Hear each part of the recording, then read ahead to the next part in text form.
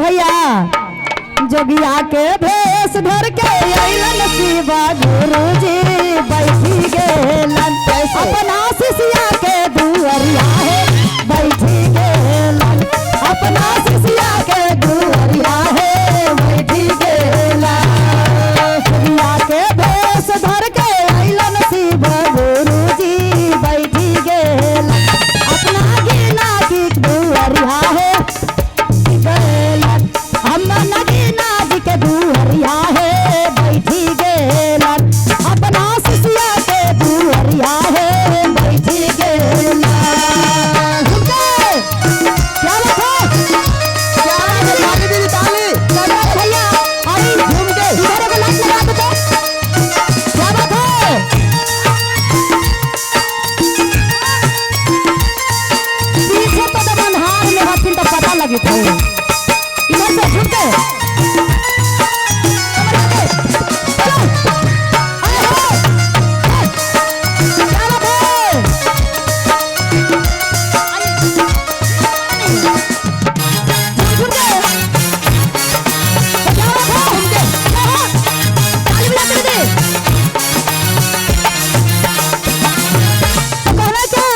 जब हमारे दीदी दरवाजा पर निकले भैया नगीना जी और हमारे दीदी जी ने तो कैसे पहचाने हैं अपनी महलिया से निकलना शिष्या है दौरी दौरी अपनी महलिया से निकलना शिष्या है दौरी दौरी गुरु के चरण पखार है दौरी दौरी गुरु के चरण पखार है दौरी दौरी क्या बात है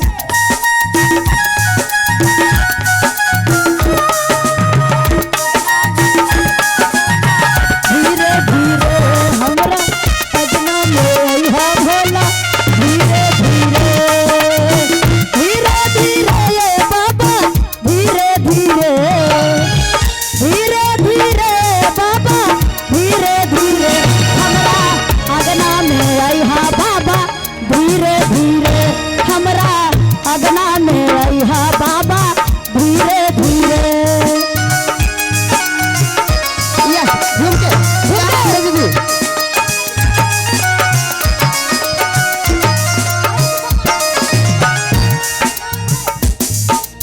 तो कहना क्या दीदी क्या कहते इतना बाचा ना जाबा सुना लाना शिष्या है दौरी दौरी गुरु के आसानी लगलन है दौरी दौरी गुरु के आसानी लगलन है दौरी दौरी गुरु के आसानी लगलन है दौरी दौरी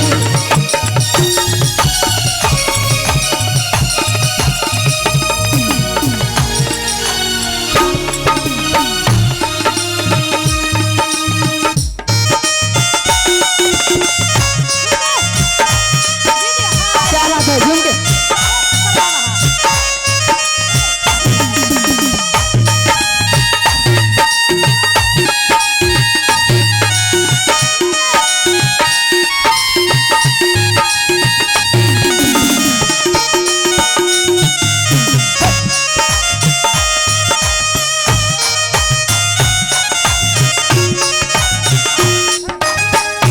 क्या बात है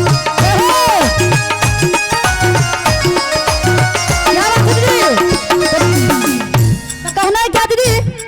जब महादेव आंगन में आए तो अपना ही मन से शिष्या बहन और हमारे बाबा बाबा भोलेनाथ कैसे इतने में शिवा गुरु माना मोसु कैलन है कैसे कैसे इतने में शिवा गुरु माना मोसु कैलन है कैसे कैसे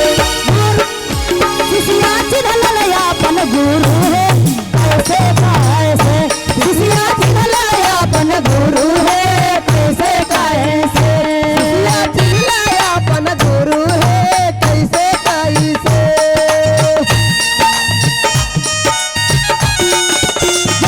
हम कभी बैठा नहीं है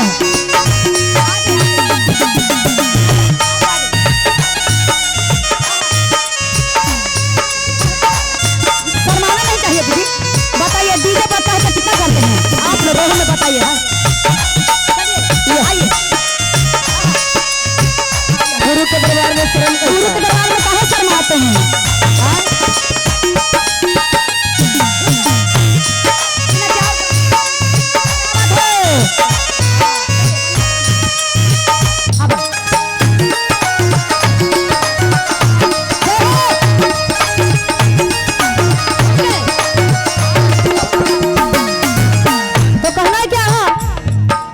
जही दिन से आजी शिव गुरु पेन्हली कंगनवा जी, ओही दिन से जही दिन से आजी शिव गुरु पेन्हली कंगनवा जी,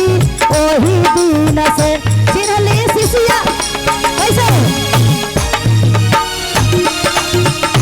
शिष्या चिन्हलन अपन गुरु जी, ओही दिन से शिष्या चिन्हलन अपन गुरु जी, ओही दिन से।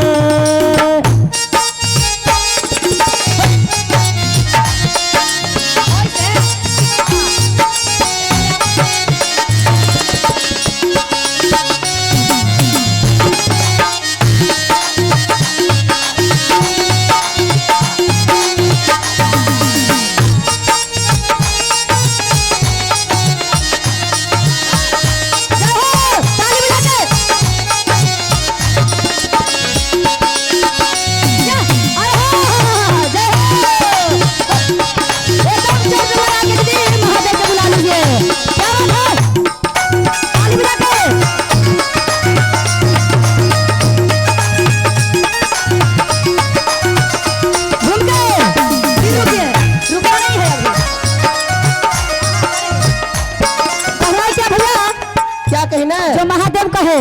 कि बहुत अच्छी किए हैं भाई। अच्छा हमारे शिष्य बहन सही में जोगिया के भेष धर के अइलन शिव गुरु जी, बैठी गेला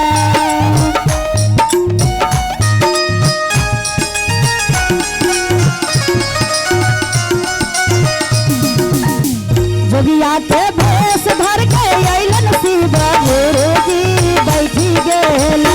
अपना शिष्या के दुहरिया है, बैठी गेला अपना शिष्या के दुहरिया है, बैठी गेला।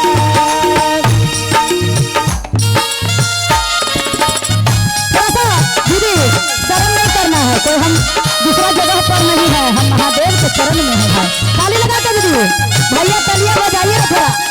क्या बात है? कैमरा में भैया जरा घुमा लीजिए इधर भी। हाँ ताली बजा के दीदी और पीछे वाली दीदी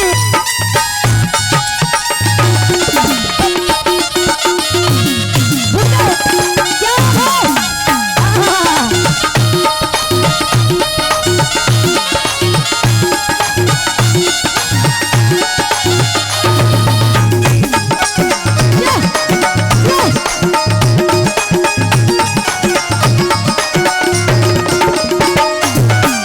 तो कहना भैया कि अपनी महालिया से निकलना शिष्या है, दौड़ी दौड़ी गुरु के भोगा वाला गैलन है, दौड़ी दौड़ी गुरु के भोगा वाला गैलन है, दौड़ी दौड़ी गुरु के भोगा वाला गैलन है, दौड़ी दौड़ी गुरु के भोगा वाला गैलन है, दौड़ी दौड़ी।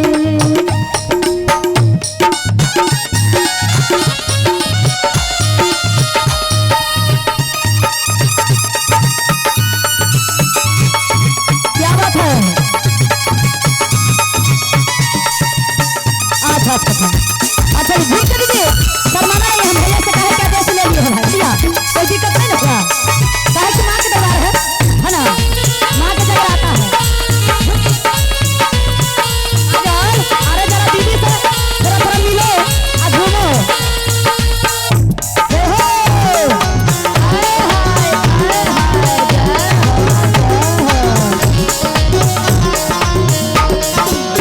तो कहना क्या, जब हमारी दीदी जिस समय से लिए ज्ञान भैया और हमारे दीदी, तो महादेव कहते हैं क्या कहते हैं कि इतने में शिव गुरु माना मुझसे कैलन है, कैसे कैसे माना मुझसे कैलन है, कैसे कैसे शिष्या चिन्हलन अपन गुरु है, कैसे कैसे चिन्हलन अपन गुरु है,